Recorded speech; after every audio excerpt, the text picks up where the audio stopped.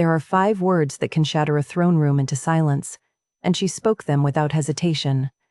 I accept your rejection, Alpha, the servant girl with no wolf, the one the palace called cursed, broken, unworthy of even being seen, had just done the one thing no rejected mate in the kingdom's history had ever dared. She'd looked the Alpha King in the eyes as he cast her aside in front of his entire court, and instead of begging him to reconsider, instead of crumbling beneath the weight of his rejection, she'd accepted it, claimed it, made it hers. And the moment those words left her lips, everything he thought he controlled began to fall apart. She'd spent 2 years invisible in his palace, 2 years watching him prepare to marry someone else while her traitorous heart insisted he was meant to be hers, even though she had no wolf to prove it, no bond to claim it, nothing but the stubborn ache in her chest that refused to fade. She told herself she could survive loving him from the shadows. She believed she was strong enough to let him go. She was wrong. Because when he spoke her name in that throne room, when his wolf forced him to acknowledge what he'd been trying to ignore for years, she realized something that changed everything. She didn't want to be invisible anymore. She didn't want to survive. She wanted him to see her. Just once, even if it destroyed them both. But to understand how a wolf-less servant became the woman who brought an Alpha King to his knees, we need to go back 2 weeks to the day she still believed she could love him quietly, and he still believed he could marry someone else. The palace kitchen smelled like rosemary and desperation at dawn. Sage pressed her back against the cold stone wall as 3 serving girls swept past, their voices sharp with morning gossip. She kept her eyes down, her breathing quiet, practicing the art she'd perfected over 2 years, becoming part of the architecture. Did you hear? Lady Leora wants the entire western hall draped in white silk by noon. The blonde one, Mara, rolled her eyes, as if we don't have enough to do before the wedding. Better silk than dealing with the cursed one, another muttered, and Sage's fingers tightened against the stone. I swear, just being near her makes my wolf itchy, like whatever broke inside her might spread. Sage waited until their footsteps faded before she pushed away from the wall and headed toward the servants' stairwell. Her chest ached in a way that had nothing to do with the wolf she didn't have. 2 years, and the casual cruelty still found new ways to cut. She climbed 3 flights to the royal wing, where morning light poured through stained glass windows and turned the marble floors into rivers of color. This part of the palace always felt like a different world. Up here, everything was beauty and power, and the scent of pine mixed with old magic. Down in the servants' quarters, everything smelled like lye soap and resignation. Sage slipped through the door to Lady Leora's chambers and found chaos waiting. Gowns spilled across every surface. Jewelry boxes lay open like plundered treasure chests. A breakfast tray sat untouched on the vanity, surrounded by scattered hairpins. Leora herself stood at the window in her dressing gown, platinum hair cascading down her back like a waterfall of moonlight. She didn't turn when Sage entered. "You're late. My apologies, my lady." Sage moved to gather the scattered gowns, her movements efficient and invisible. "I was delayed in the kitchens. I need the ivory silk prepared for this afternoon's fitting. And send word to my brother that I require his presence before noon." Leora's voice carried the particular boredom of someone who had never been told no. The master of coin should know better than to make me wait. Sage's hands stilled for just a moment on the silk before she smoothed it carefully over the dressing screen. "Of course, my lady." She'd been Lady Leora's attendant for 2 years. 2 years of managing schedules and styling hair and listening to complaints about thread counts and the inadequacy of royal chefs. 2 years of watching Leora prepare to marry a man she spoke about the way one might discuss a prized horse or a well-located property. 2 years of loving that same man from a distance that felt like forever. Sage pushed the thought down before it could take root. She had no right to those feelings, no right to the way her pulse quickened when she passed him in the corridors, or the way her traitorous heart remembered every conversation they'd ever shared. She was wolf-less, broken, a servant. And Alpha King Dorian Silverpine was so far above her that even looking at him too long felt like theft. "Lord Tavin will be inspecting the wedding expenses this morning," Leora said, examining her reflection with the focus of someone searching for flaws that didn't exist. See that you're presentable when he arrives. My brother has standards." Sage bit back a response and nodded. She knew exactly what kind of standards Lord Tavin had. She'd felt the weight of his cold amber eyes every time he visited his sister, the way his gaze lingered on her with something that felt like assessment, like he was calculating her worth and finding it wanting. The morning blurred into familiar patterns. Sage organized, cleaned, fetched, and arranged. She sent messages to the kitchens and the seamstress and Lord Tavin's office. She braided Leora's hair into an elaborate crown and didn't flinch when Leora complained that her fingers were too cold. She was reaching for a dropped hairpin when the scent hit her. Pine and winter wind. The sharp, clean smell of snow about to fall. Her hand froze. Her breath caught. King Dorian. Sage straightened slowly, hairpin forgotten. As the knock sounded at the door, Leora swept past her to answer it, all graceful excitement and calculated charm. "My love," Leora purred, and Sage's stomach twisted. "I didn't expect you until this afternoon." Dorian's voice rumbled low, formal and careful. "I wanted to discuss the ceremony arrangements. May I come in?" "Of course." Sage turned away, focusing very hard on organizing the jewelry box. She didn't need to see him. She could feel his presence like a change in air pressure, like standing too close to a storm. "Your attendant," Dorian said, and Sage's heart stopped. "She can stay?" "Sage?" Leora laughed, light and dismissive. "She's harmless. No wolf to speak of, poor thing. Barely even counts as pack." The words landed like stones. Sage kept her eyes on the sapphires in her hands, arranging them by size with fingers that wanted to shake. She felt, rather than saw Dorian's attention shift toward her, heavy and searching. "That seems unkind," he said quietly. Leora waved a hand. "It's simply fact. Now, about the ceremony, they talked." Sage stayed very still, organizing jewelry she'd already organized twice, and tried not to listen to the sound of Dorian's voice. Tried not to remember the last time they'd spoken directly, 3 weeks ago in the library, when she'd forgotten herself enough to argue with him about a book. Heave Hundred smiled at her then. Really smiled, not the careful diplomatic expression he wore in court. She'd replayed that smile 1,000 times since. "I'll leave you to your preparations," Dorian said finally, and Sage heard him move toward the door. Then, softer, "Good morning, Sage," her name in his voice. She looked up before she could stop herself and met storm-gray eyes across the room. For just a heartbeat, the world narrowed to that gaze, to the way he looked at her like she was something worth seeing, like she mattered in a way that had nothing to do with hairpins or silk gowns. Then Leora shifted, breaking the line of sight, and Dorian was gone. Sage released a breath she hadn't known she was holding. The morning crawled forward. Lord Tavin arrived just before noon, immaculate in burgundy and gold, his golden hair perfectly styled and his smile sharp enough to cut. He inspected the wedding expense ledgers, while Leora fussed over flower arrangements, and Sage tried to make herself even smaller than usual. "Everything appears to be in order," Tavin said, closing the ledger with a satisfied snap. "Though I do wonder, sister, if you've considered the optics of keeping a wolf less attendant so close to the throne. People talk." Sage's fingers tightened on the vase she was arranging. "Let them talk," Leora said. "She's useful, and she knows her place." Tavin's amber eyes found Sage across the room. "I'm sure she does. Still, after the wedding, it might be wise to consider alternative arrangements. We wouldn't want any unfortunate associations to tarnish the new queen's reputation." The message was clear, the threat wrapped in silk. Sage kept her expression neutral and her hands steady on the flowers. She'd survived worse than veiled warnings from ambitious nobles. She'd survive this too. She always did.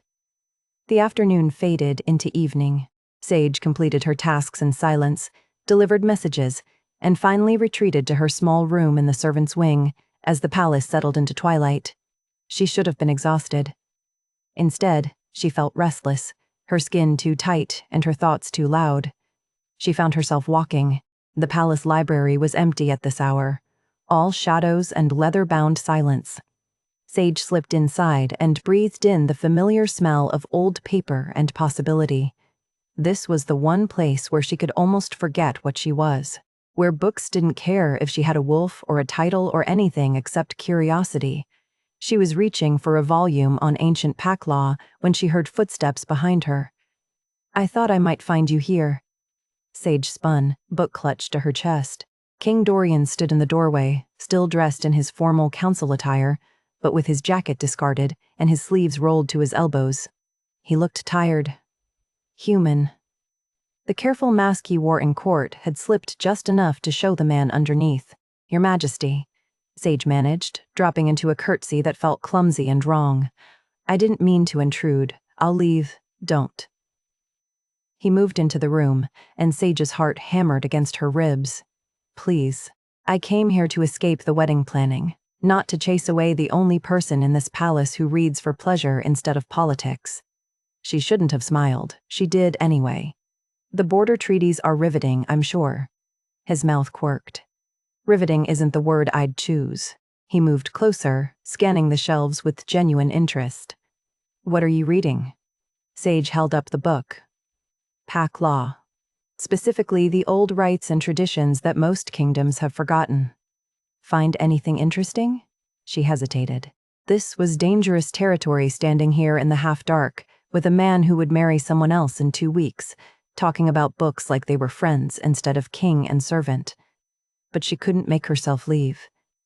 "The right of contest," she said quietly. "I didn't know it still existed in modern law." Dorian's expression shifted, something unreadable crossing his features. "It doesn't get used anymore. Too archaic. Too." He trailed off, then changed the subject entirely. "You argue well. That day we discussed the Moonfall Chronicles. You were right about the ending. I've been thinking about it since." Warmth bloomed in Sage's chest, dangerous and sweet. They talked. About books and forgotten laws and the way stories could tell truth better than history. Sage forgot to be careful, forgot to remember her place. For 20 stolen minutes in the library's shadows, she was just a woman talking to a man who saw her as something more than invisible. Then the clock tower chimed, and reality crashed back.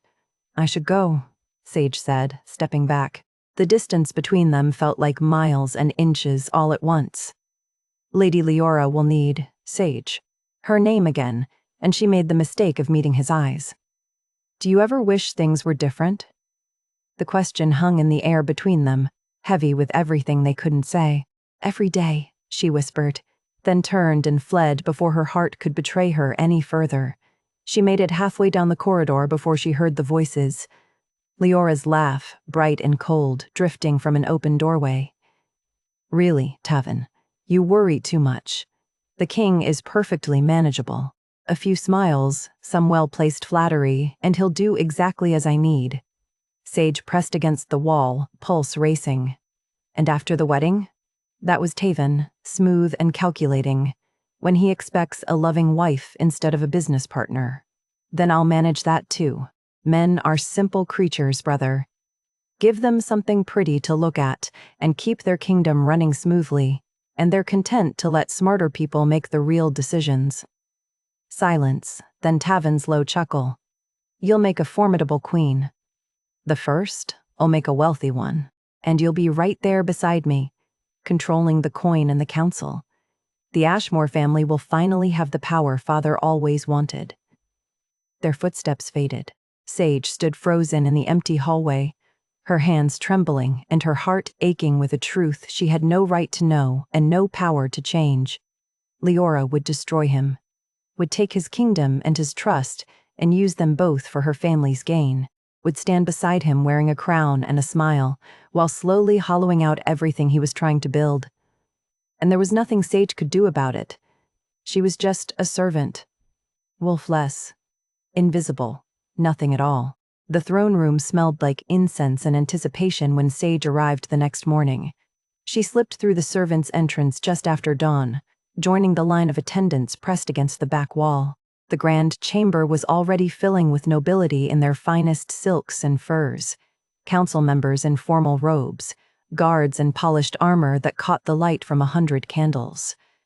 Everyone who mattered in the Silverpine Kingdom had gathered to witness the rejection ceremony, a formality. political theater dressed up as sacred ritual. Sage kept her eyes down and her breathing quiet, trying to make herself small enough to disappear into the stone. Her chest still ached from what she'd overheard last night. Leora's cold dismissal of Dorian as manageable, as a tool to be used and controlled. But there was nothing she could do about it. She was nobody, a wolf-less servant who had no business caring about kings and kingdoms and the slow destruction of good men by beautiful liars. The great doors at the far end of the hall swung open, and the crowd fell silent. Alpha King Dorian entered first, dressed in formal black with silver threading that caught the candlelight. He moved with the careful control of someone carrying a weight no one else could see, his storm-gray eyes fixed straight ahead. Sage's traitorous heart lurched at the sight of him. Lady Leora followed on his arm, radiant in white silk that pooled around her feet like snow. She smiled at the crowd with practiced grace, playing her role perfectly. They took their positions before the throne, and High Priestess Marin stepped forward to begin the ritual. She was ancient and gray-haired, her voice carrying the weight of centuries of tradition. "We gather today," she intoned, "to honor the bond between Alpha King Dorian Silverpine and Lady Leora Ashmore. Before they may be joined, all other potential connections must be severed. This is the sacred rejection ceremony, witnessed by pack and kingdom alike." Sage's nails bit into her palms.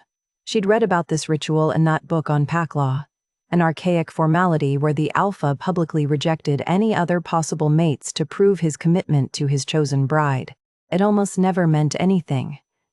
"Alpha King Dorian," the priestess said, turning to face him, "are there any you must reject before claiming your chosen mate?" The question hung in the air like smoke. Dorian's jaw tightened. He glanced toward Leora, then back to the priestess, and opened his mouth to speak the expected response. Sage. The name tore out of him like it had been ripped from his chest against his will. Sage's world tilted. The throne room erupted into shocked whispers. Hundreds of eyes turned toward the servants' corner, searching, finding her.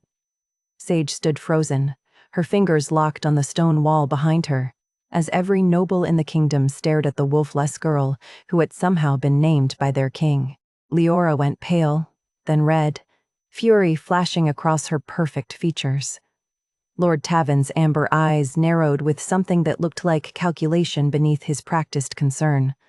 And Dorian looked confused, lost. His hand had gone to his chest like something inside him had just fractured, and his gaze found Sage across the crowded room with an expression that felt like drowning in recognition all at once. "Your Majesty?" The priestess spoke carefully, uncertain. "You name Sage as one you must reject?" Dorian's throat worked. Sage could see the war happening behind his eyes. His conscious mind clearly had no idea why he'd said her name, but the ritual demanded he finish what he'd started. Ancient law. Witnessed by the entire court. There was no taking it back. "Yes," he said, and his voice cracked on the word. His wolf was clawing at him, Sage realized distantly.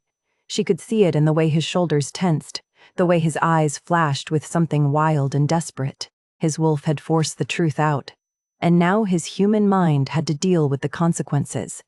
The priestess nodded slowly. "Then speak the formal rejection, and let it be witnessed." Sage wanted to run, wanted to disappear through the servant's door and never come back. But her feet wouldn't move. Her entire body had locked in place, held there by the weight of all those stairs and the impossible reality of what was happening. Dorian met her eyes across the throne room. She saw his heartbreak, his confusion, the way he hated himself for what he was about to do but couldn't stop it. "I, Alpha King Dorian Silverpine," he began, each word falling like a stone. "Reject Sage, wolf-less and unworthy, as mate and queen." The words hit her like a physical blow. Unworthy. She'd known it her whole life, had carried that truth in her bones since the day her wolf failed to emerge, and her family threw her out like broken pottery. But hearing it spoken aloud by the man she loved, witnessed by the entire kingdom, made it real in a way that shattered something deep inside her chest. The throne room fell silent, waiting for her to crumble, waiting for her to run. Sage's hands were shaking, but she unlocked them from the wall. Her legs felt like water, but she made them move. She walked forward through the parting crowd, every eye following her progress, and the whispers rose like a tide around her. The cursed one, wolf-less. How dare she? She kept walking until she stood before the throne, before Dorian and his beautiful bride-to-be, and she lifted her chin to meet his storm-gray gaze directly. "I accept your rejection, Alpha," she said, and her voice came out steady despite the way her world was ending. "And I'm grateful you finally said out loud what I've always known: I was never enough for you." Dorian flinched like she'd struck him. Sage turned to face the court, addressing the sea of shocked, noble faces, and the priestess who watched with ancient, knowing eyes. "But since the Alpha has publicly named me mate before rejecting me," Sage continued, the words from that old book on pack law rising in her memory like a gift, "I invoke the right of contest." The whispers died. The throne room went deathly still. "If I am unworthy," Sage said clearly, "let the court see exactly what a wolf-less woman can do." The silence stretched for 3 heartbeats, then chaos erupted. Council members surged to their feet shouting. Nobles pressed forward demanding explanations. Guards moved to contain the crowd. The priestess raised her hands for silence, her expression caught somewhere between shock and something that might have been approval.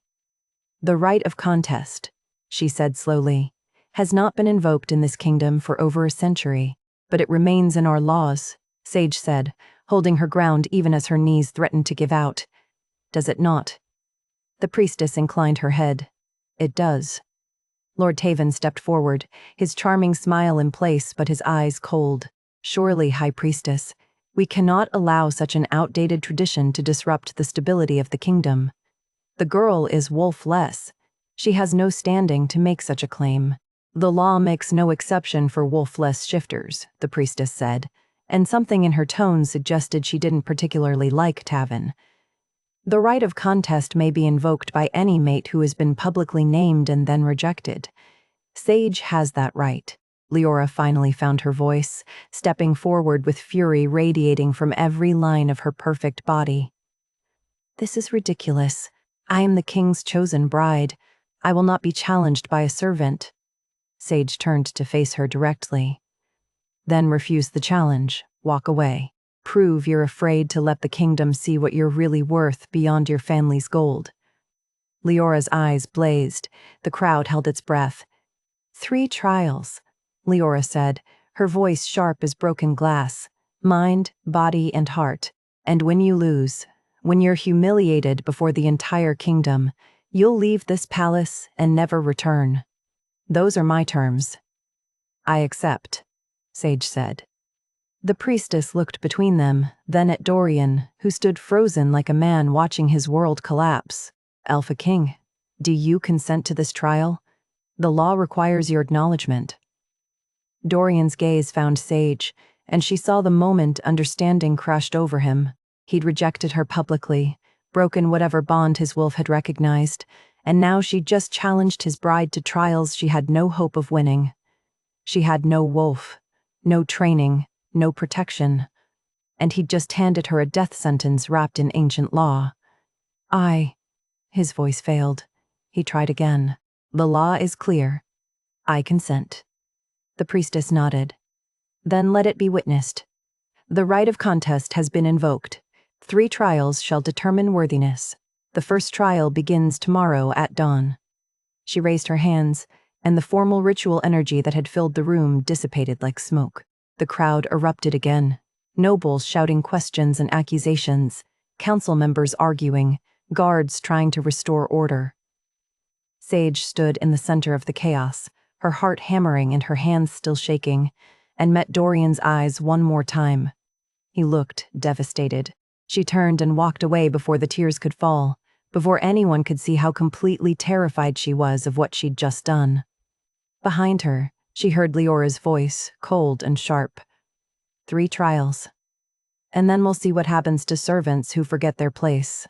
Across the room, Lord Taven smiled, and Dorian finally understood exactly what he'd destroyed. The council chamber smelled like old parchment and tension when Sage arrived the next morning. She'd barely slept. Every time she closed her eyes, She'd seen Dorian's face as he spoke those words, wolf-less and unworthy, and felt the weight of an entire kingdom watching her break. But she hadn't broken. She'd stood there and claimed her right to fight. And now she had to prove she hadn't made a fatal mistake. The chamber was circular, with high windows that let in cold morning light.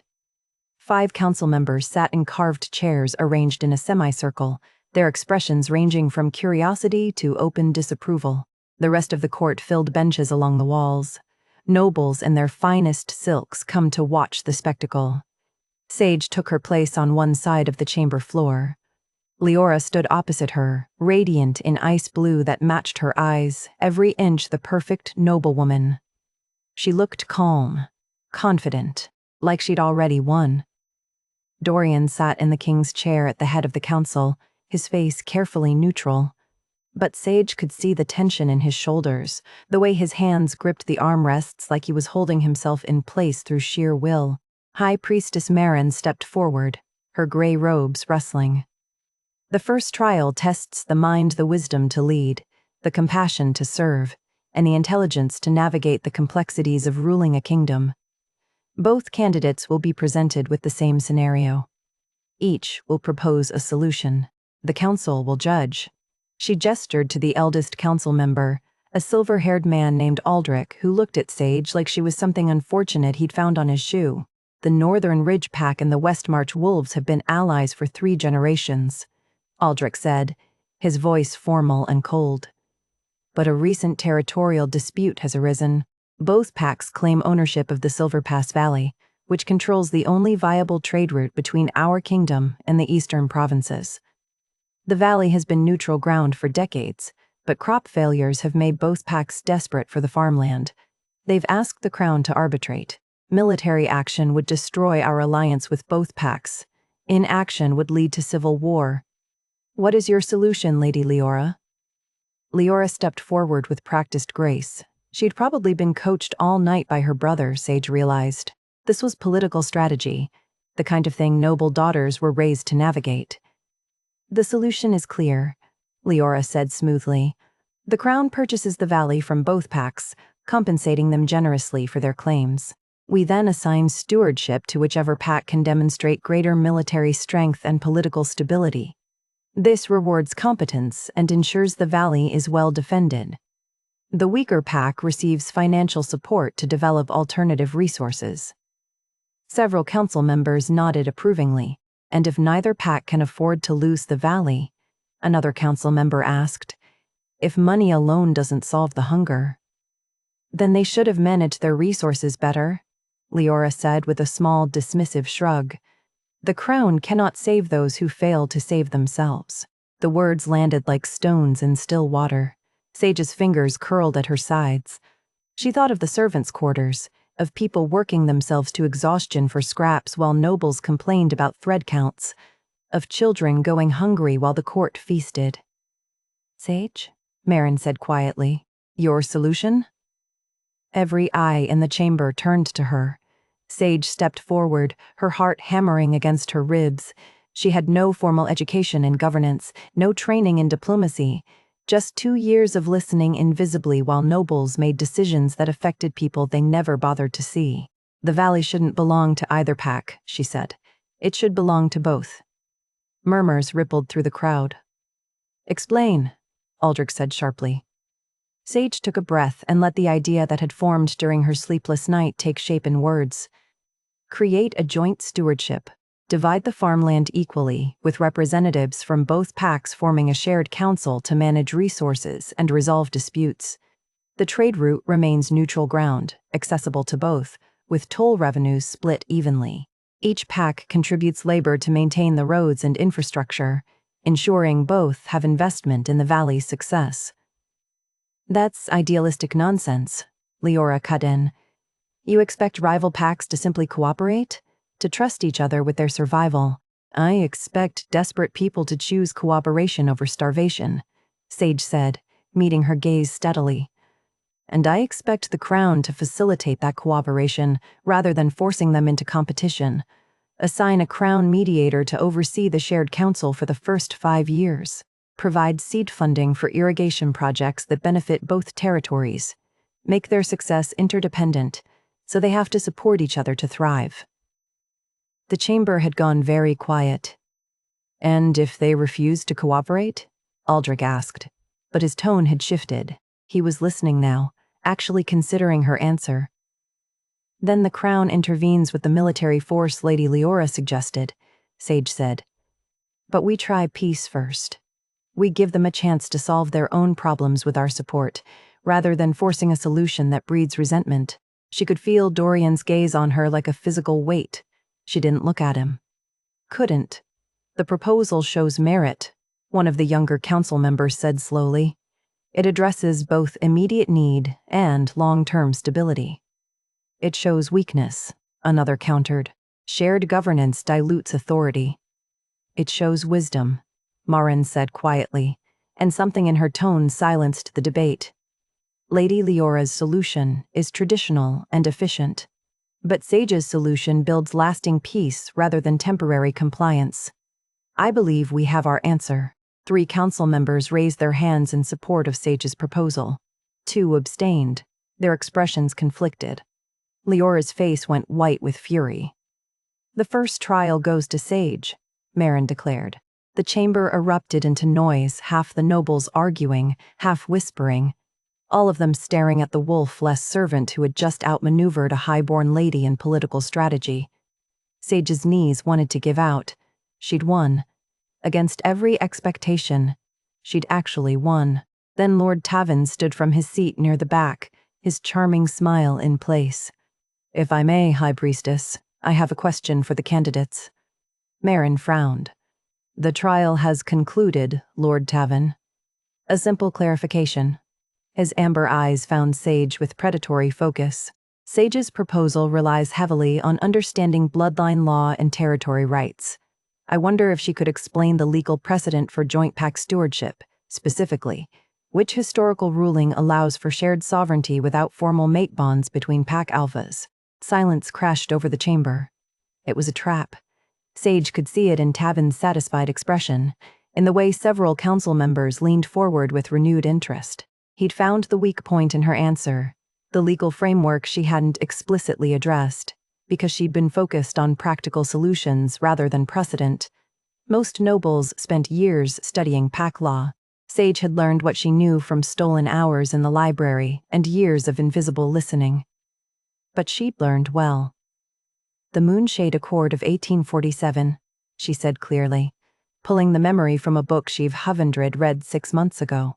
When the Silver Creek and Dawn Valley packs faced similar territorial disputes, High King Marcus established joint stewardship without requiring mate bonds between pack leadership. The precedent held for 43 years until both packs voluntarily merged through alliance rather than conquest. The ruling was specifically designed to prevent forced political marriages from being the only path to peace. Tavin's smile flickered.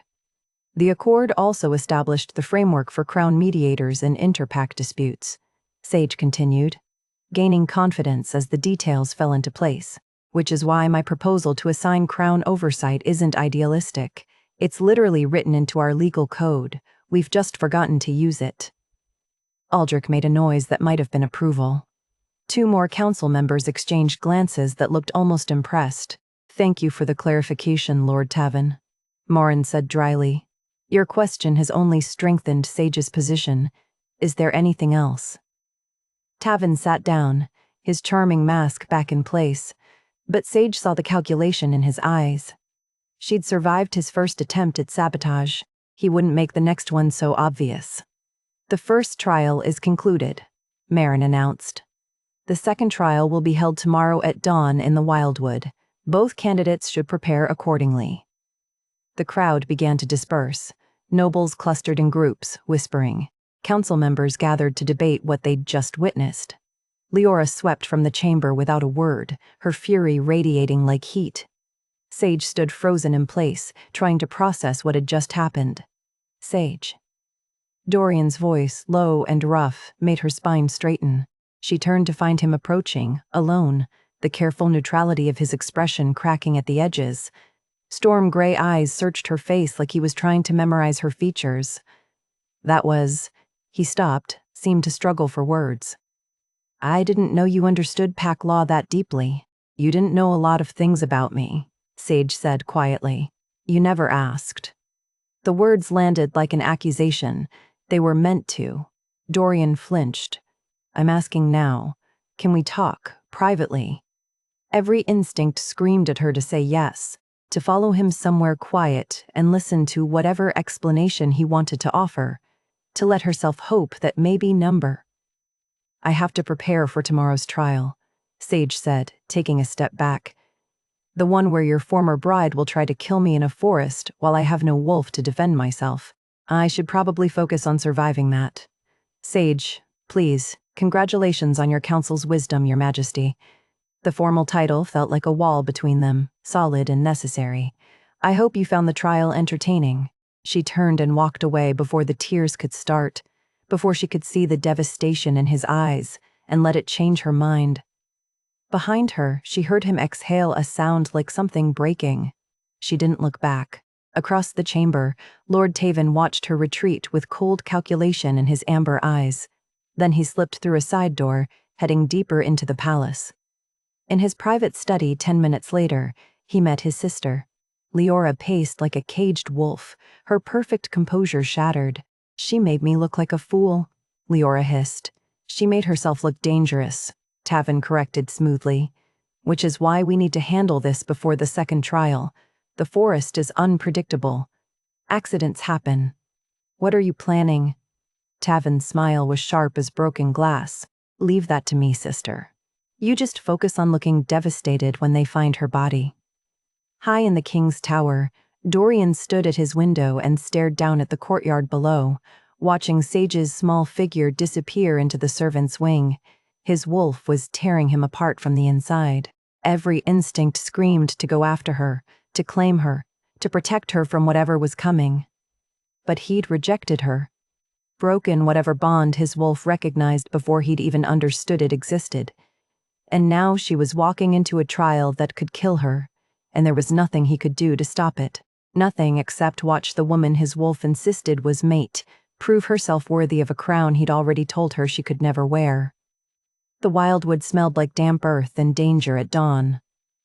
Sage stood at the forest's edge, her traveling pack light and her stomach tight with dread. The second trial would test the body strength, survival, courage in the face of death. Both she and Leora had 8 hours to hunt the forest and return with proof of their bravery. Typically, a predator's token. A fang, a claw. Something that proved they'd faced genuine danger and survived. Leora would shift into her wolf and hunt like the apex predator she was. Sage had no wolf. Just her wits, her knowledge of herbs, and the certainty that someone in this forest wanted her dead. High Priestess Marin raised her hands as the sun crested the horizon. The second trial begins now. Enter the wildwood. Survive until midday. Return with your proof, or do not return at all. Leora shifted immediately, her body flowing into the form of a massive platinum wolf with ice-blue eyes. She was beautiful and lethal, all sleek muscle and predatory grace. She didn't spare Sage a single glance before she vanished into the trees, silent as smoke. Sage took a breath and stepped into the forest alone. The wildwood closed around her like a fist. Ancient trees blocked most of the dawn light, turning the world into shadows and uncertain shapes. She could hear water running somewhere to her left, birdsong high above, and the distant crack of branches that might have been wildlife or might have been something worse. She moved carefully, staying off the main paths, using skills she'd learned from a childhood spent exploring the woods near her family's estate before they'd thrown her away. She knew which plants were edible, which were poisonous, which could be used for medicine or weapons. Knowledge was the only thing that had kept her alive this long. She'd been walking for maybe an hour when she found the moonflower growing in a shadowed ravine. The pale blooms were rare and valuable. Their pollen caused temporary blindness in shifters, disrupting the enhanced senses wolves relied on. Sage carefully harvested several blooms and crushed them into a small cloth pouch, creating a makeshift flash bomb, just in case. The forest grew darker as she moved deeper. She set snares using vine and sharp stones, creating small traps that might slow down anything chasing her. She found a stream and followed it upstream, knowing predators often hunted near water.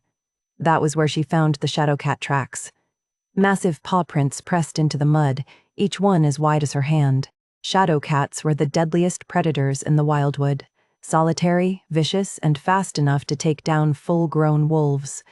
Their fangs were prized as proof of extraordinary courage, or extraordinary stupidity. Sage crouched beside the tracks, her pulse hammering. If she could find the shadow cat's den, if she could take a fang from a kill it had already made, she wouldn't have to fight the creature directly. She just needed proof. The tracks led uphill, toward the rocky cliffs that bordered the forest's northern edge. She was halfway up the slope when she heard voices. Sage froze, pressing herself against a large tree trunk. The voices were male, rough, and getting closer. Tavin said to make it look like an accident. One of them growled. A rogue attack. The girl wanders too close to a cliff, gets cornered, falls. Tragic. What if she doesn't go near the cliffs? Then we chase her there. Simple. Sage's blood turned to ice. Rogues. Hired killers sent by Tavin to eliminate her before she could win the trials. She had to move. She slipped away from the tree as silently as possible, heading upward toward the cliffs. If they were planning to corner her there anyway, she'd choose the ground herself. Find a defensible position. Use the terrain against them. The slope grew steeper, the rocks loose beneath her boots. She could hear the rogues behind her now, their footsteps careless and confident. They thought she was helpless. Prey. She reached the cliff edge and turned to face them.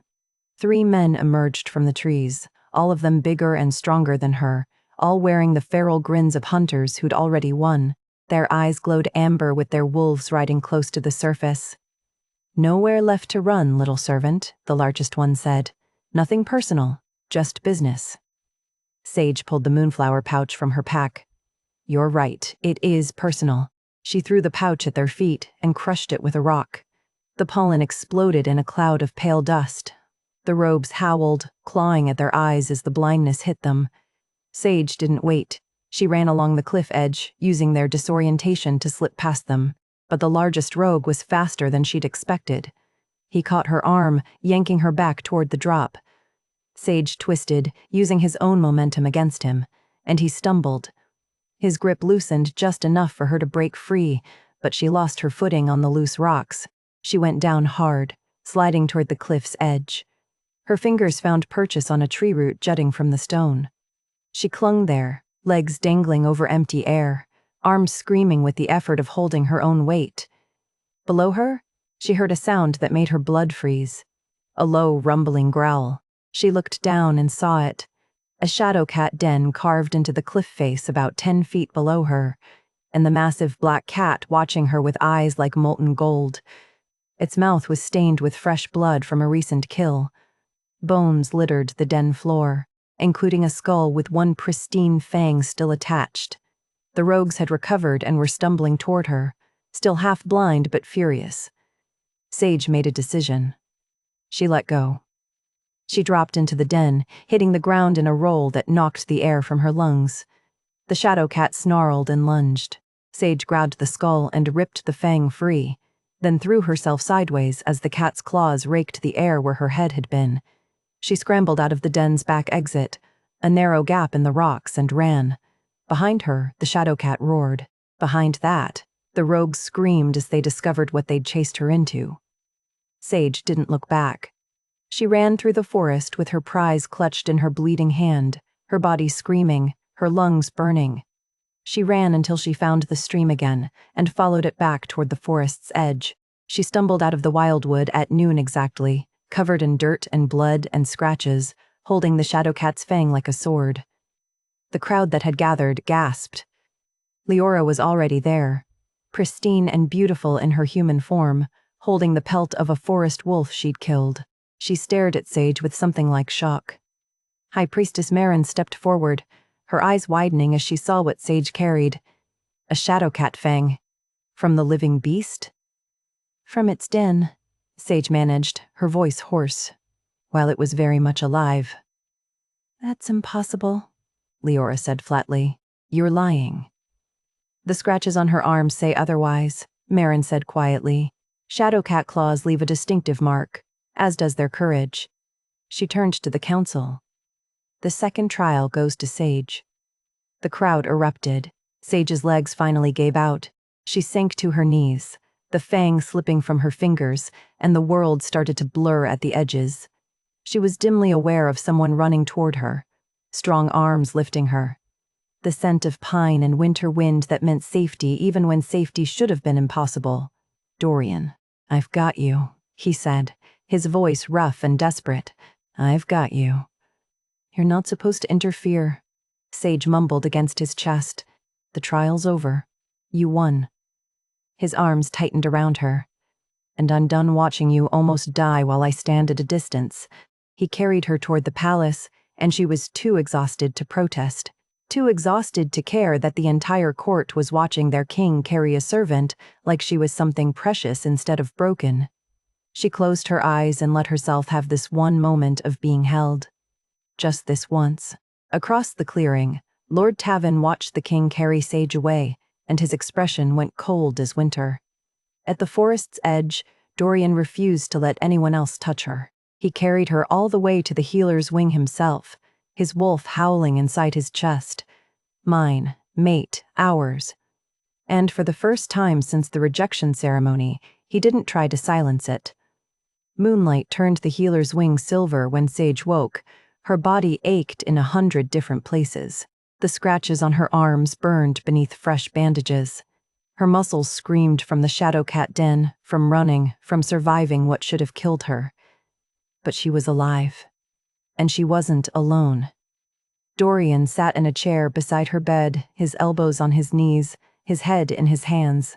He'd changed out of his formal council attire into a plain shirt with the sleeves rolled up, his dark hair disheveled like he'd been running his fingers through it for hours. He looked exhausted. Human, beautiful. You're supposed to be keeping your distance, Sage said, her voice rough from disuse. His head snapped up. Relief flooded his storm-gray eyes before he could mask it. You're awake. How long was I out? 6 hours. Healer Marin said you'd be fine, that you just needed rest, but... He stopped himself, jaw tightening. I needed to see for myself. Sage pushed herself up to sitting, wincing at the pull of her injuries. The room was small and quiet, smelling of healing herbs and clean linen. A single candle burned on the bedside table, casting warm light across Dorian's tired features. The trial's over, she said. You shouldn't be here. I know. He didn't move. I don't care. The words hung in the air between them, heavy with everything they weren't saying. Sage's fingers twisted in the blanket covering her lap. She should tell him to leave, should protect herself from whatever this was. This attention, this concern, this impossible tenderness from a man who'd rejected her in front of his entire kingdom. But she was so tired of protecting herself. Why did you say my name? She asked quietly. At the ceremony. Why me? Dorian leaned back in his chair, exhaling slowly. I don't know. I opened my mouth to say there was no one, and my wolf just seized control, forced the words out. He met her eyes. I didn't even realize what I was saying until I heard your name in my own voice. Your wolf wanted to reject me. No, the word came out sharp, almost pained. My wolf wanted to claim you. Saying your name was the only way it could make me acknowledge what I'd been ignoring for 2 years. Sage's chest tightened. What do you mean? My wolf has been fixated on you since the day you arrived at the palace. Dorian ran a hand through his hair, the gesture tired and frustrated. Every time you're near, it goes restless. When you leave a room, it whines. When other men stand too close to you, it snarls. I thought I was going mad. I told myself it was impossible because you're wolf-less, because you're a servant, because I was promised to Leora. So you tried to ignore it. I tried to bury it. His gaze found hers, raw and unguarded. I failed. The confession settled between them like a living thing.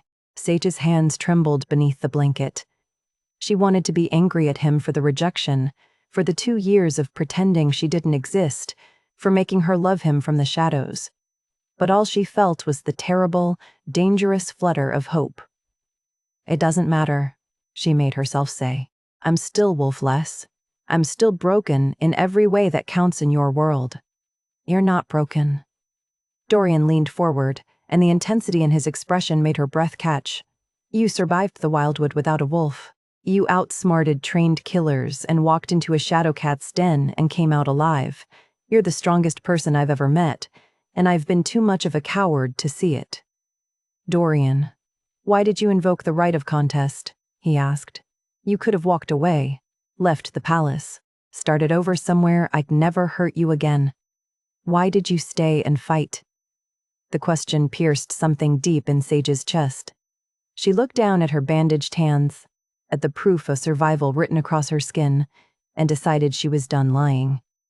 "Because I wanted you to see me," she whispered, "just once. I wanted you to look at me and see something other than the wolf, less servant who wasn't worth noticing, even if it meant losing, even if it destroyed me." She lifted her eyes to his. "I wanted to matter to you, even if only for the length of 3 trials." Dorian's breath caught. Something in his expression cracked open, vulnerable and aching. He reached for her hand. Sage should have pulled away, should have reminded herself that he'd rejected her, that he was engaged to someone else, that this was dangerous territory for a heart already half broken. She let him take it. His fingers closed around hers, warm and careful, and the touch sent lightning up her arm. Dorian's thumb traced the edge of her bandage, his touch so gentle it made her throat tight. "You matter," he said roughly. "You've always mattered. I was just too afraid to admit it, of wanting something I couldn't have, of needing someone I had no right to need." His hand tightened on hers. "Of failing my kingdom the way my father did, because I chose what I wanted over what they needed." Sage's chest ached. She understood that fear. She'd lived it every day for 2 years, wanting something so far above her reach that even dreaming of it felt like theft.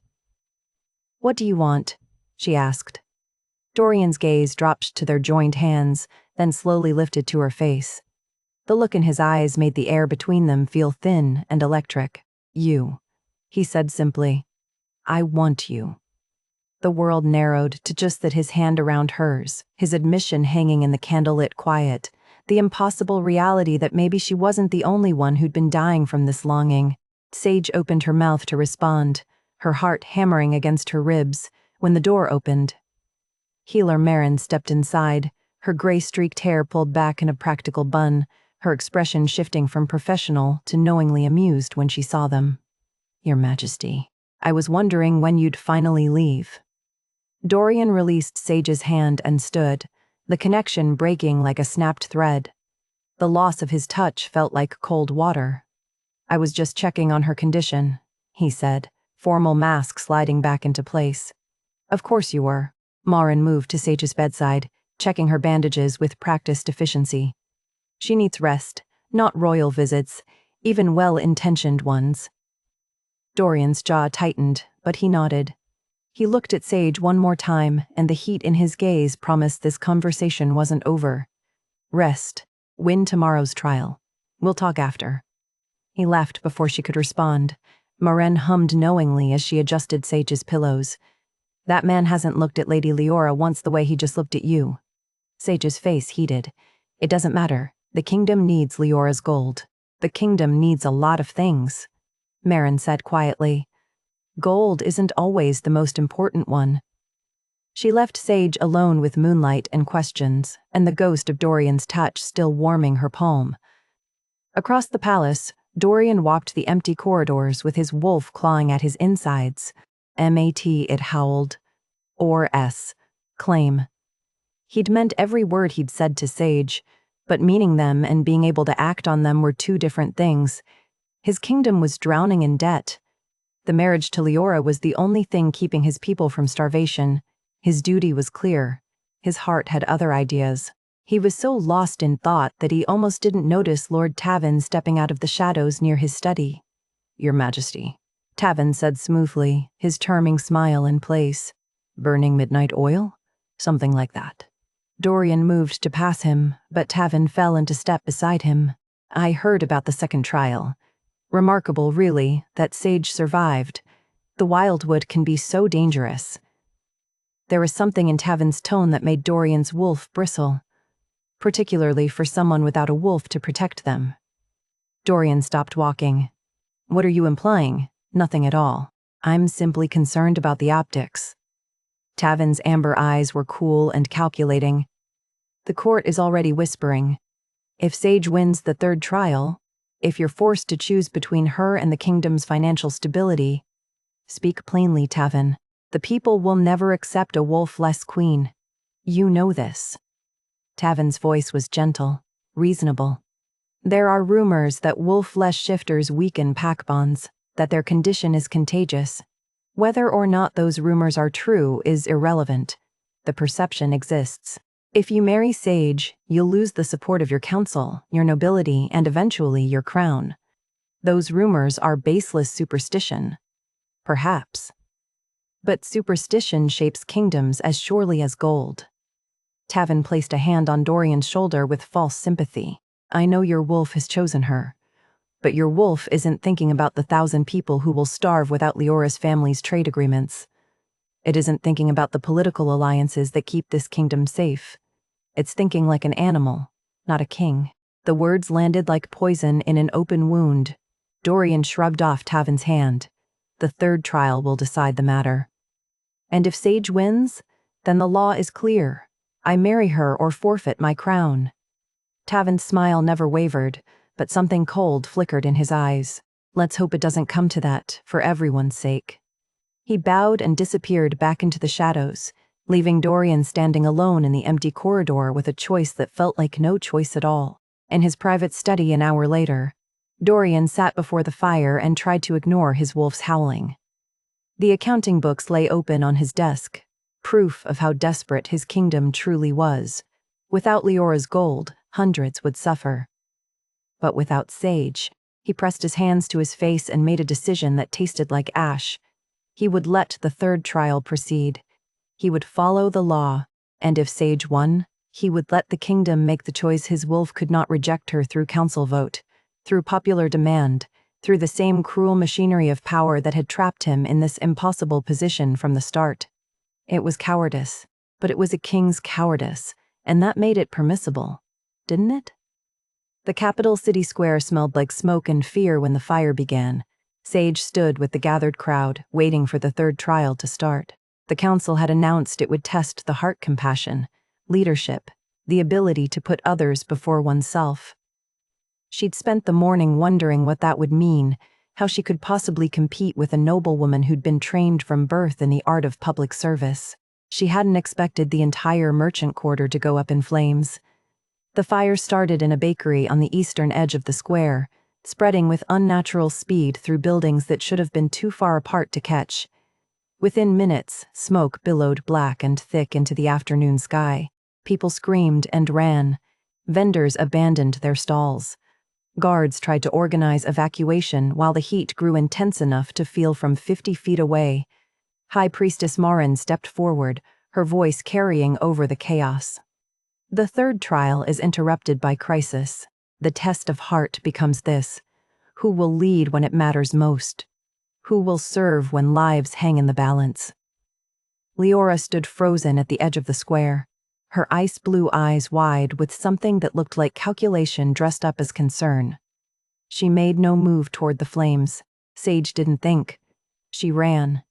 The heat hit her like a wall when she crossed into the burning street.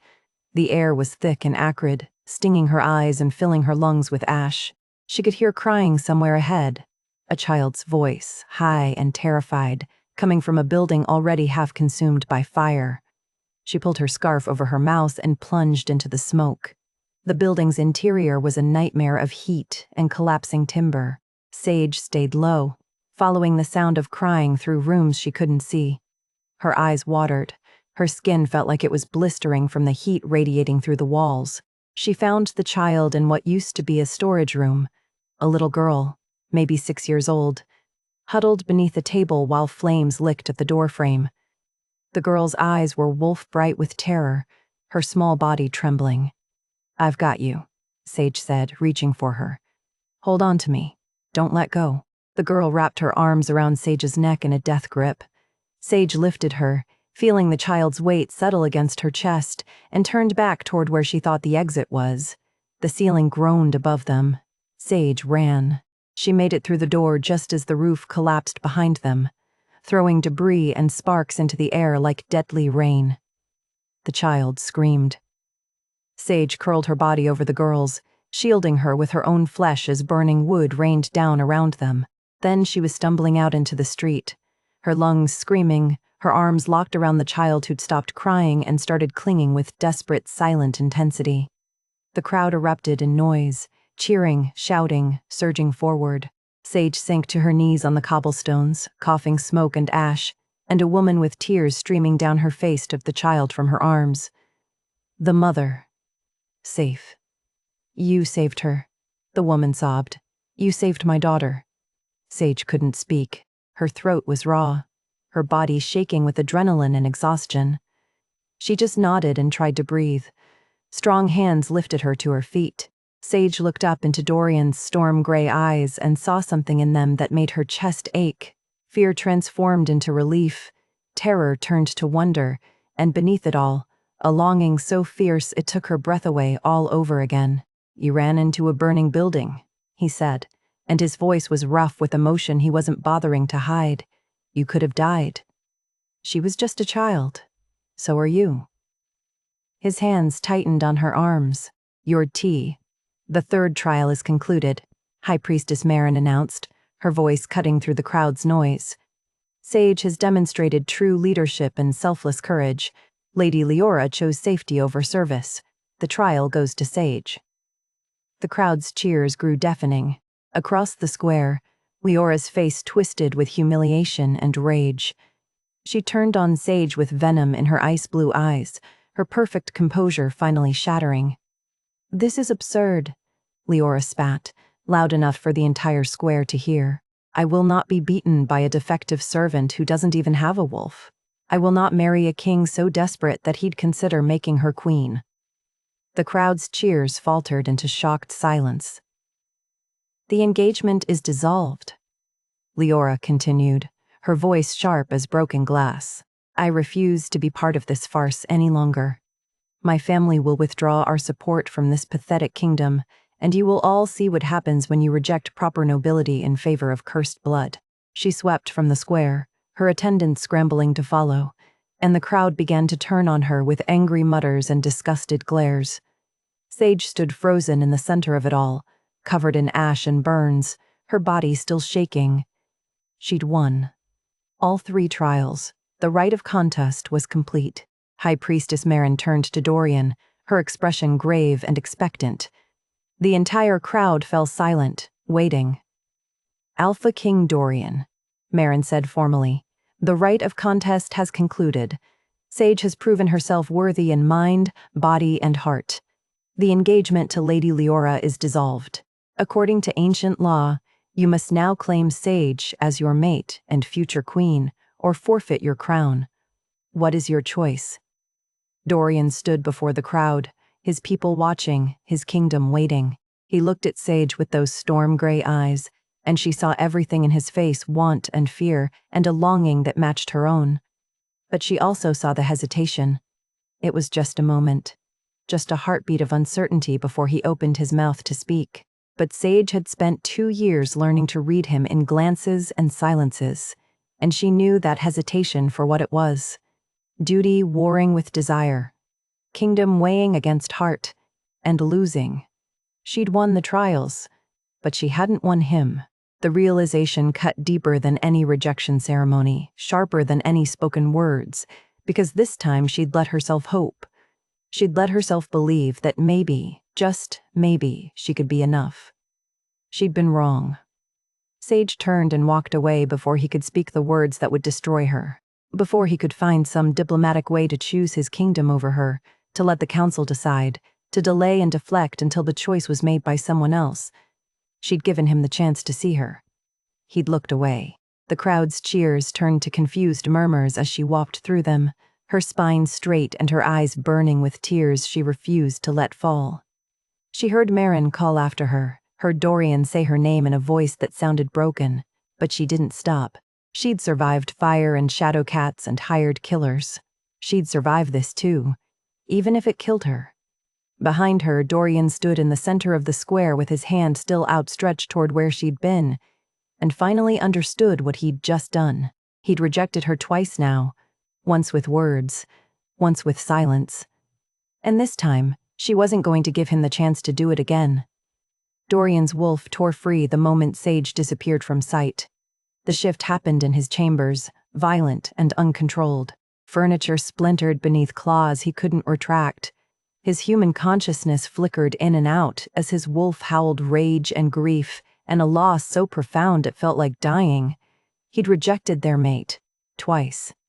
And this time she wasn't coming back. Commander Reese and 2 guards burst through the door, weapons drawn, then froze at the sight of their king, half-shifted and destroying his own study. "Your Majesty," Reese said carefully, hands raised, "you need to regain control." Dorian snarled, his vocal cords caught between human and wolf. "Get out. Not until you're yourself again." Reese moved closer despite the danger. "The kingdom can burn." The words came out garbled, inhuman. "I just lost everything that mattered." Reese grabbed him by the shoulders, forcing eye contact. "Then get her back, you fool. Stop destroying your furniture and go after her. She won't forgive me. You don't know that until you try." Dorian's wolf surged forward again, fighting for dominance, and Reese and the guards had to physically restrain him while he thrashed and snarled and slowly, agonizingly, forced himself back to human form.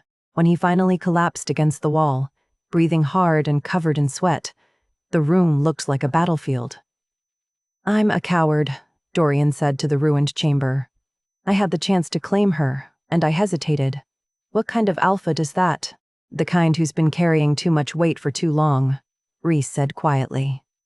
"But you can fix this, if you move fast." Dorian pushed himself to his feet, his legs shaking. He moved toward his desk now in pieces across the floor and stopped. There was a letter half buried in the wreckage, sealed with wax he didn't recognize. The scent coming from it was wrong. Chemical. Acrid.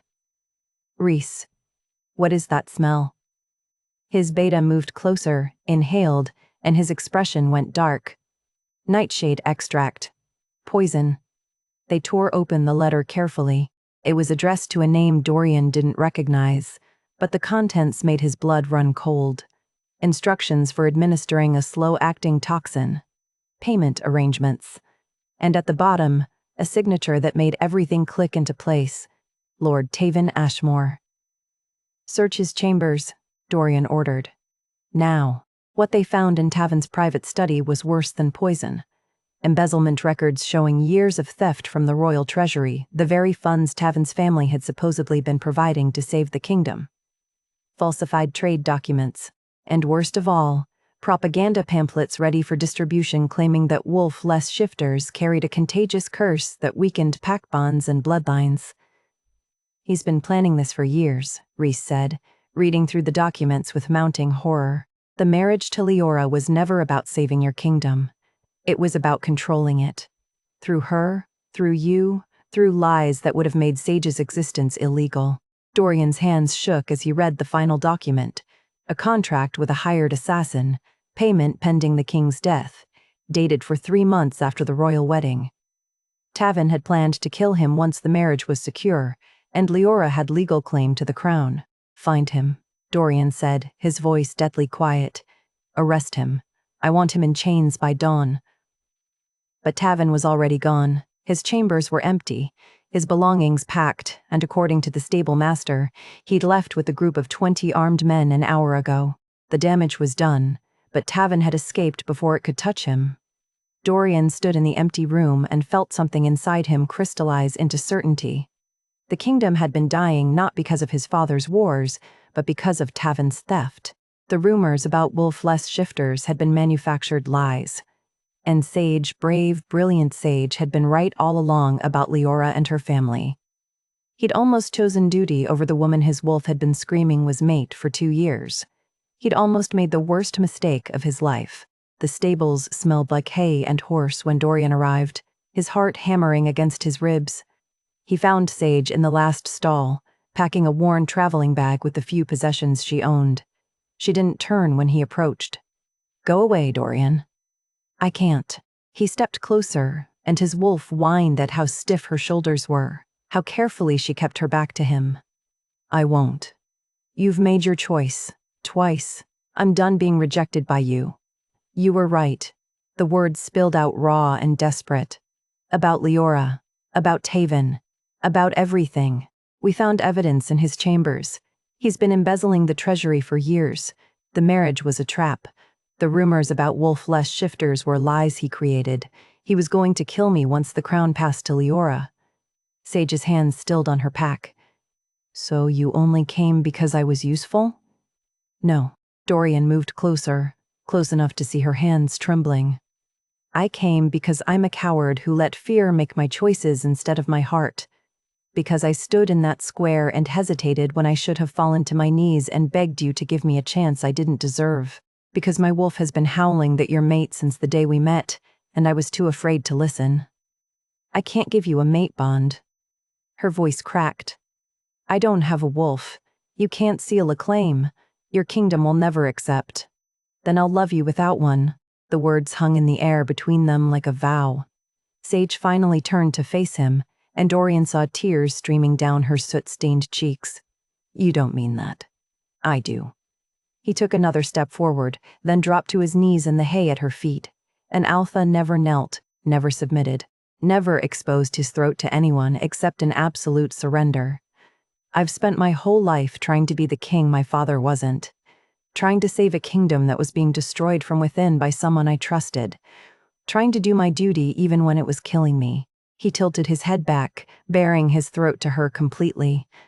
"But duty without you is just slow death.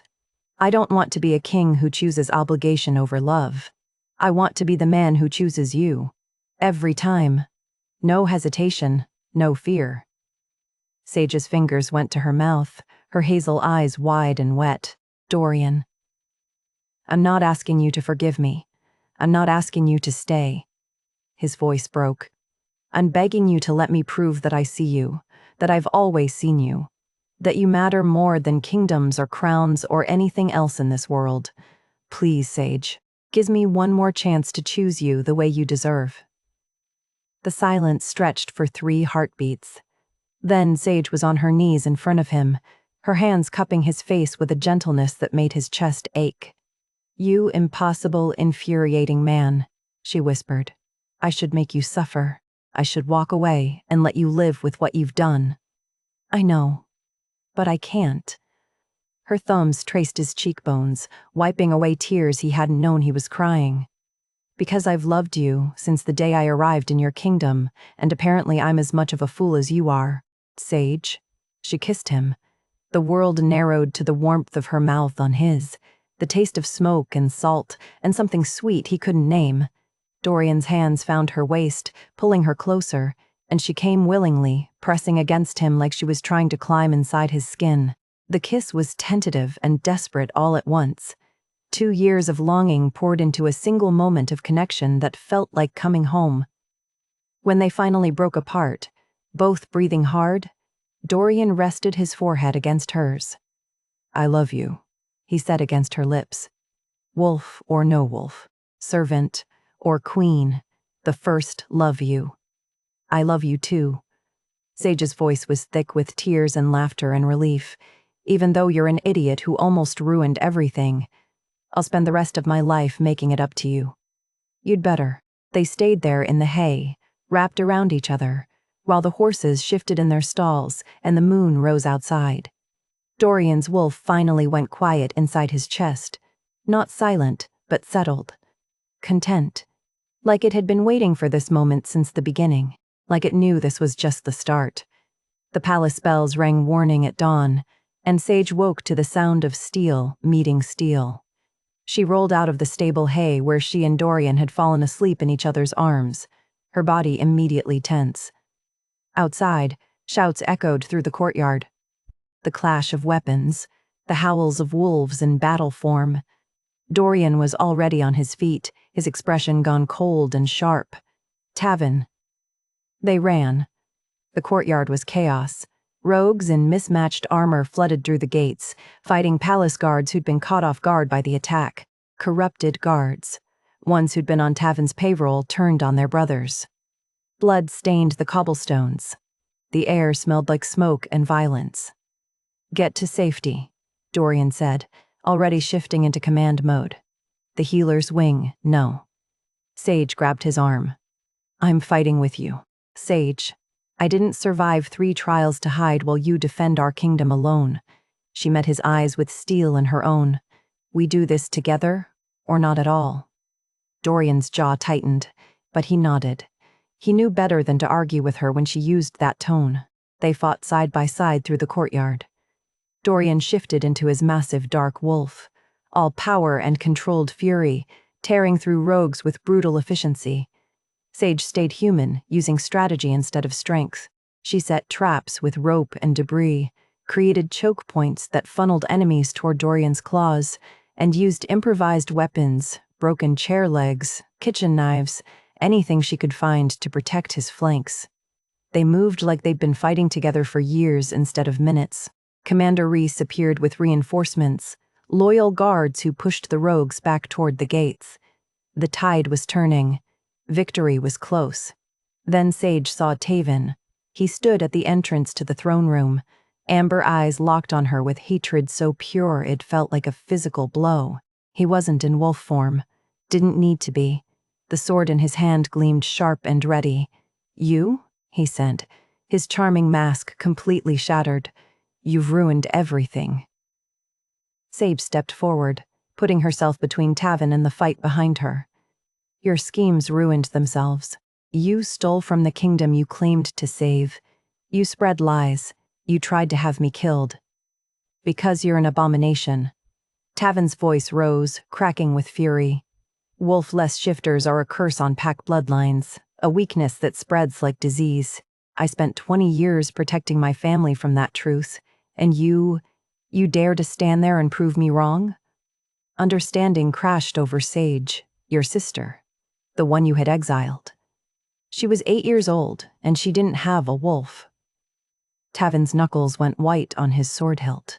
"My parents wanted to keep her, to pretend she was normal. But I knew the truth. I saved our family's reputation. I did what had to be done.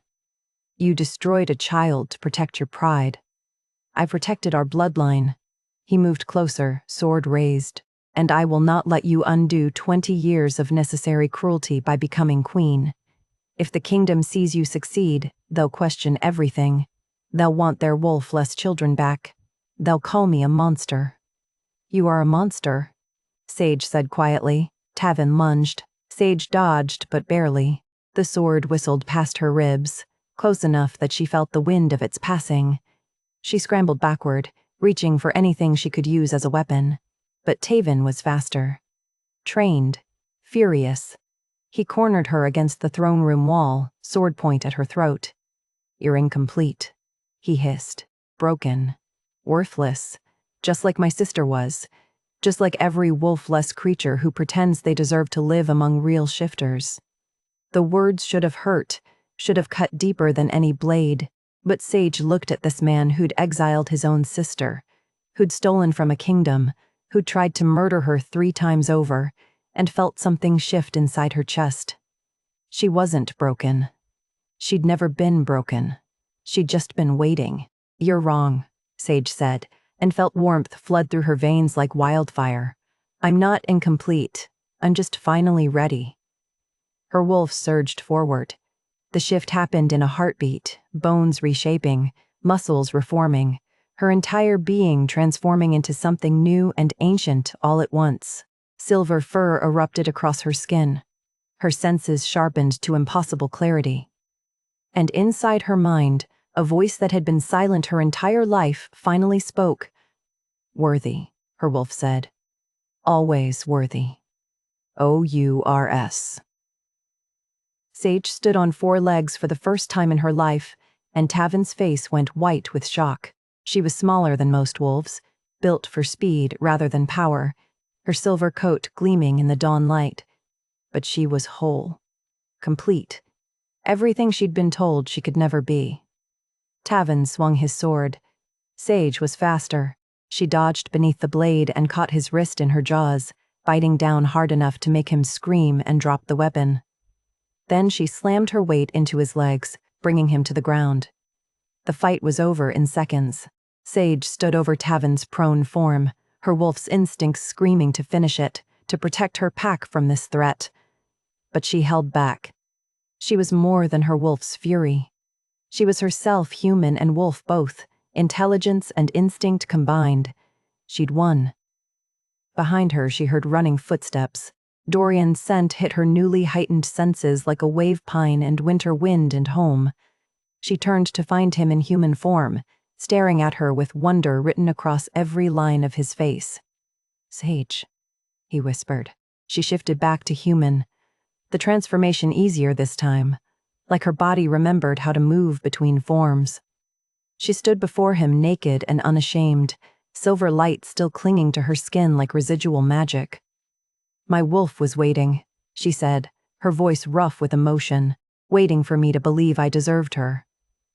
Dorian crossed the distance between them in 3 strides and pulled her into his arms. His wolf pressed against her thoughts for the first time, and she felt it, the mate bond, real and solid and singing between them like a chord of light. "Mate," his wolf rumbled. "Ours. Mine. Ours," her wolf agreed, and the word felt like coming home. Around them, the battle was ending. Rogues surrendered. Corrupted guards threw down their weapons.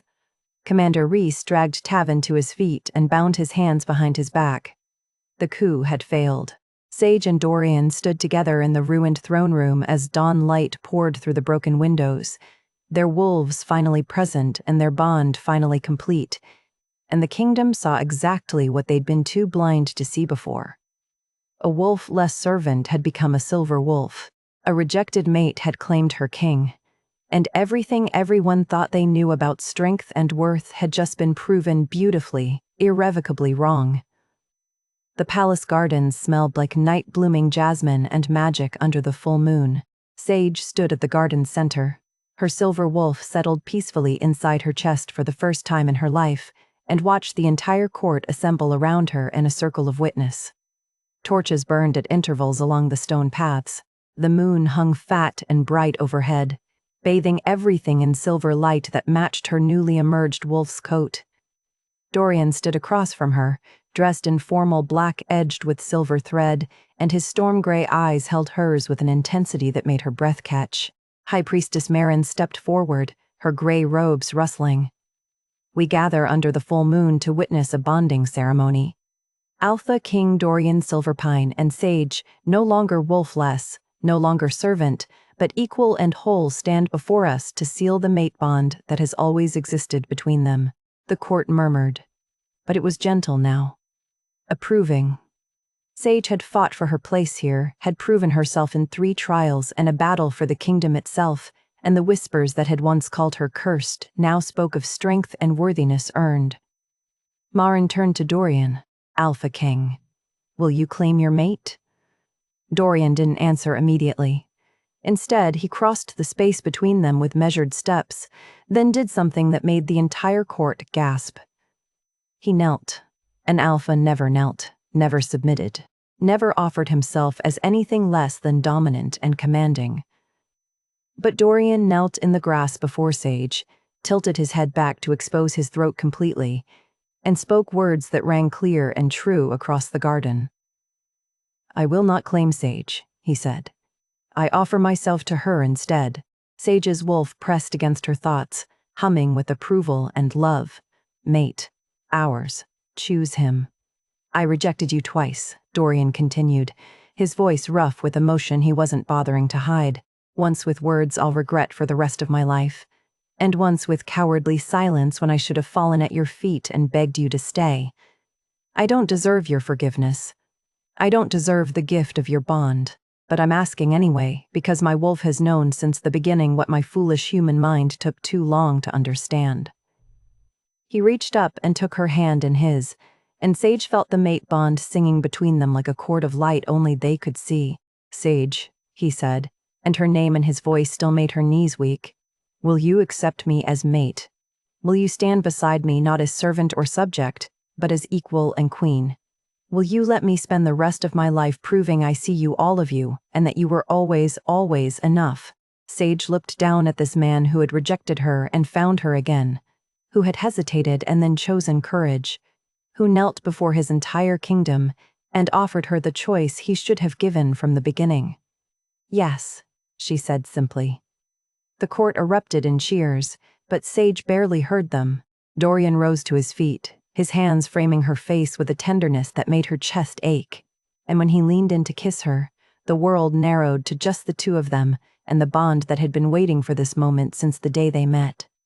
The kiss was soft and sweet and full of promise. When they broke apart, both breathing hard, Marin's voice cut through the noise. "The bonding is not complete until the claiming bite," she said. "Under the full moon, before witnesses, let the mate bond be sealed." Sage's wolf surged forward eagerly. This was what she'd been waiting for, the physical mark that would tie them together for the rest of their lives. The exchange that would let their wolves recognize each other, even in a crowd of thousands. Dorian's hand slid to the back of her neck, gentle but sure. "Are you ready?" "I've been ready since the library," Sage whispered. 2 years ago, the first time we argued about books and you smiled at me like I mattered." His expression softened into something that looked like wonder. Then he tilted his head, exposing his throat to her. "You first." Sage's wolf guided her instincts. She rose up on her toes, pressed her lips to the junction of his neck and shoulder, where the scent of him was strongest pine and winter wind and home, and let her canines extend just enough to break skin. The taste of copper and magic flooded her mouth. Dorian groaned, his hands tightening on her waist, and the bond flared to life between them like lightning given form. Sage felt his wolf press against hers, felt the connection slot into place with a rightness that made her want to cry. When she pulled back, silver light pulsed from the claiming mark on his throat. "My turn," Dorian said, voice gone rough and deep with his wolf riding close to the surface. He guided her head to the side with infinite gentleness, pressed a kiss to her throat that made her shiver, then bit down. The bond completed. Silver light erupted between them, visible to everyone watching, marking them as true mates in a way that couldn't be denied or broken. Sage felt Dorian's wolf wrap around hers like a protective embrace, felt his emotions flood through the bond, love and relief and a fierce possessive joy that matched her own. The court's cheers turned deafening. When Dorian released her throat and licked the wound closed, they stood wrapped in each other's arms with matching claiming marks glowing silver on their skin, and High Priestess Marin placed the Queen's crown on Sage's head. "Long live Queen Sage," Marin proclaimed, "and long live the bond that saved a kingdom." The celebration lasted for hours. Nobles offered congratulations. Guards toasted their health. Even the council members who doubted her in the first trial bowed and welcomed her as their queen. But eventually Dorian took her hand and led her away from the crowd, up through the palace corridors to the royal chambers that would now be theirs together. The rooms smelled like pine and old stone, and the faint sweetness of the jasmine from the garden below. They shed their formal clothing slowly, learning each other's bodies with gentle hands and softer kisses, and when they came together, it felt like the most natural thing in the world. 2 wolves finally whole. 2 people finally home. Later, when the moon had moved across the sky and dawn was just beginning to lighten the horizon, Sage stood on the balcony wrapped in Dorian's arms with the crown still on her head and her wolf finally at peace. "I have a question," Dorian murmured against her hair. Your wolf? Why did she wait so long to emerge?" Sage leaned back against his chest and watched the sky turn from silver to pink. "She was waiting for me to stop believing I needed her to be whole. I spent my entire life thinking I was broken because I didn't have a wolf. But I wasn't broken. I was just becoming. And my wolf knew she couldn't emerge until I understood that my worth had nothing to do with her, that I was complete with or without her." Dorian's arms tightened around her. "You were always complete. I just took too long to see it. We both had things to learn. They stood there in comfortable silence as the sun rose over the kingdom, painting everything in shades of gold and hope. Below them, the city was waking. The palace gardens were being cleaned from last night's celebration. Life was moving forward into something new and better. Sage touched the claiming mark on her throat and felt Dorian's wolf hum contentment through their bond. She thought about the servant girl she'd been 2 weeks ago, invisible, heartbroken, certain she would never be enough. She thought about the trials, the fire, the shadow cat, the moment she'd stood in the city square and invoked an ancient right because she'd decided she was tired of being unseen. She thought about Dorian kneeling in the garden and offering her a choice instead of making a claim. And she thought about her silver wolf, finally awake, finally free, finally at peace inside her chest. "Do you regret it?" Dorian asked softly. "Any of it? The trials, the pain, the rejection?" Sage turned in his arms until she could see his face, bathed in the soft light of dawn, and she smiled. "I regret nothing that led me here." They kissed as the sun rose fully over the kingdom. And somewhere in the forest beyond the palace walls, 2 wolves, one silver, one dark, ran together through the trees, finally free. 6 months after the bonding ceremony, the Silver Pine Kingdom barely resembled the kingdom Sage had first entered as a frightened servant 2 years before. The throne room gleamed with morning light as Sage and Dorian held court together, their chairs positioned side by side at equal height, a change that had scandalized the older council members until they'd seen how effectively the king and queen ruled as partners. Dorian handled military matters and border disputes. Sage oversaw social programs and economic recovery. Together, they'd transformed a dying kingdom into something that finally felt like it was breathing again. The treasury was full for the first time in a decade. Tavin's embezzled funds recovered and redistributed. Trade routes had reopened. The propaganda about wolf-less shifters had been publicly denounced and replaced with new laws protecting those whose wolves emerged late or not at all. Sage had personally established a network of support across the kingdom for late bloomer shifters like her who needed someone to tell them they weren't broken, just becoming. A young girl stood before the throne now, maybe 13 years old, with her mother's hand gripping her shoulder. Both looked terrified. "Your Majesties," the mother said, voice shaking. "My daughter has reached her 14th year and still no wolf has emerged. In the old days, we would have been exiled, but I've hoped that the laws have changed."